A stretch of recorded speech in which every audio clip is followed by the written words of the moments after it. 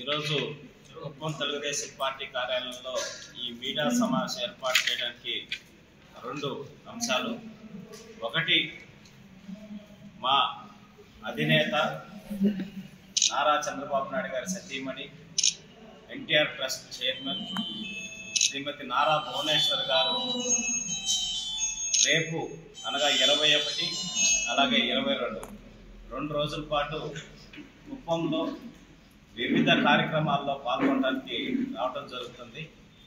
నిజం గెలవాలి అనే పేరుతోటి చంద్రబాబు నాయుడు గారి అరెస్టు సమయంలో చనిపోయిన కుటుంబాలకి, ఎవరైతే వ్యక్తులు చనిపోయారో వాళ్ళ కుటుంబాలకు వెళ్ళి ధైర్యం చెప్పి వాళ్ళకి ఆర్థిక సహాయం చేసి, వాళ్ళ పిల్లలు ఎవరైనా చదువుకోవాల్సిన వాళ్ళు చిన్నపిల్లలు ఉంటే వాళ్ళకి ఎన్టీఆర్ ట్రస్ట్లో అవకాశం కల్పించే విధంగా, ఆ కుటుంబాలకి ధైర్యం చెప్పే విధంగా కార్యక్రమాన్ని రూపొందించుకొని రాష్ట్ర వ్యాప్తంగా తిరుగుతున్నారు. దాంట్లో భాగంగా గుడిపల్లి మండలంలో చనిపోయిన వాళ్ళకి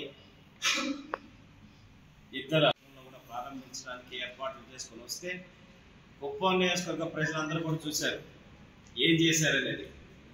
ఆ రోజు అన్నా క్యాంటీన్ని ధ్వంసం చేసి ఈ వైఎస్ఆర్సీపీ రౌడీ మూకలు పేదవాడికి పట్టెడు అన్నం పెట్టే దాంట్లో కూడా వాళ్ళ దుర్మార్గమైన ఆలోచనని, వాళ్ళు విషం కక్కేటటువంటి ఆలోచనలు చూపించి ఆ రోజు ఎన్ని గొడవలు దౌర్జన్యానికి దిగారో మనం అందరం చూసాం.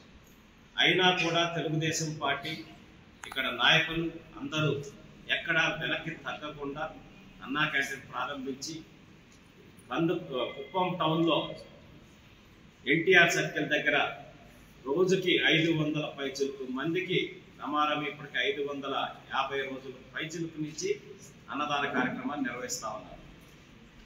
అదే సదుద్దేశంతో చంద్రబాబు నాయుడు గారు మళ్ళీ ప్రభుత్వం వచ్చిన తర్వాత ప్రతి మండలానికి ఒక అన్నా క్యాంటీన్ ప్రారంభించాలని ఆలోచన చేయడం జరిగింది. దాంట్లో భాగంగా ఎన్టీఆర్ ట్రస్ట్ సపోర్ట్ తోటి 3 మండలాల్లో అన్నా క్యాంటీన్ని ప్రారంభించే దిశగా నారా భువనేశ్వర్ గారు చర్యలు తీసుకోవడం జరిగింది. దాంట్లో భాగంగానే గుడిపల్లి, శాంతిపురం, రామకుప్పం మండలాల్లో 3 అన్నా క్యాంటీన్ని ఏర్పాటు చేస్తున్నాం. వాటి ప్రారంభోత్సవాన్ని కూడా భువనేశ్వర్ గారు చేయబోతున్నారు. అలాగే మహిళలతోటి ఇంటరాక్షన్ ప్రోగ్రాం కూడా, ఆర్థిక స్వేచ్ఛ మీద మహిళలు ఏ విధంగా ఉండాలి, ఎందుకంటే కుప్పం టౌన్లో ఉన్నటువంటి హెబ్రాన్ హౌస్ చర్చిలో ప్రార్థనలు నిర్వహిస్తారు. తర్వాత మనోహర్ గారు 8 చంద్రబాబు నాయుడు గారి పిఏ మనోహర్ గారి ఇంటికి వెళ్ళి ఆయన ఆరోగ్య విషయాలు కూడా తెలుసుకుంటారు. తర్వాత 9 గంటలకి R&B గెస్ట్ హౌస్కి వచ్చి అక్కడితో ఆ రోజు కార్యక్రమం అనేది ముగుస్తుంది. డేటు 2వ రోజు వచ్చేసి ఉదయాన్నే R&B గెస్ట్ హౌస్ దగ్గర ఎవరైనా పబ్లిక్ కానీ ఎవరైనా వస్తే వాళ్ళతో మాట్లాడి అక్కడి నుంచి శాంతిపురంకి వెళ్ళడం జరుగుతుంది. 10 కల్లా శాంతిపురం చేరుకొని అక్కడ మహిళలతోటి వాళ్ళ ఆర్థిక స్వేచ్ఛ, ఆడబిడ్డల ఆర్థిక స్వేచ్ఛ అనే అంశం మీద వాళ్ళతో ఇష్టాగోష్ఠి చర్చా కార్యక్రమం లాగా కార్యక్రమాల్లో పాల్గొంటారు. తర్వాత 11:20కి శాంతిపురం ఎన్టీఆర్ సర్కిల్లో ఉన్నటువంటి అన్నా క్యాంటీన్ని మేడం గారు ప్రారంభించడం జరుగుతుంది. అలాగే 12:20 కల్లా అక్కడి నుంచి రామకుప్పం చేరుకొని అన్నా క్యాంటీన్ని ఇనాగరేట్ చేయడం, తర్వాత ఆ కార్యక్రమం ముగించుకున్న తర్వాత ఇక్కడి నుంచి పలమనేరు కాన్స్టిట్యున్సీకి లంచ్ బ్రేక్, అక్కడి నుంచి పలమనేరు కాన్స్టిట్యున్సీకి వెళ్ళిపోవడం జరుగుతుంది. కుటుంబానికి సంబంధించిన వ్యాపారాన్ని బాధ్యతలు తీసుకొని దాన్ని ఒక తిరుగులేని కంపెనీగా తీర్చిదిద్దటంలో ఒక మహిళ యొక్క శక్తి ఏంటనేది నిరూపించడానికి నిలువెత్తు నిదర్శనం నారా భువనేశ్వర్ గారు. అలాగే ఎన్టీఆర్ ట్రస్ట్ తరఫున ఎన్టీఆర్ ట్రస్టీగా ఉండి, ట్రస్ట్ చైర్మన్గా ఉండి ఎన్నో సేవా కార్యక్రమాలు, స్కూల్ కావచ్చు, విద్య, వైద్యం, రక్తదాన శిబిరాలు, ఆపదలో ఉన్న వాళ్ళకి ఎన్నో రకాలుగా ఆదుకుంటూ, విపత్తులు వచ్చినప్పుడు, తుఫాన్లు వచ్చినప్పుడు కూడా ఎన్టీఆర్ ట్రస్ట్ ఏ విధంగా సేవా కార్యక్రమాలు చేస్తుందో మనం అందరూ చూసాం. సో దాంట్లో భాగంగా మేడం గారు 2 రోజుల పాటు పర్యటించబోతున్నారు.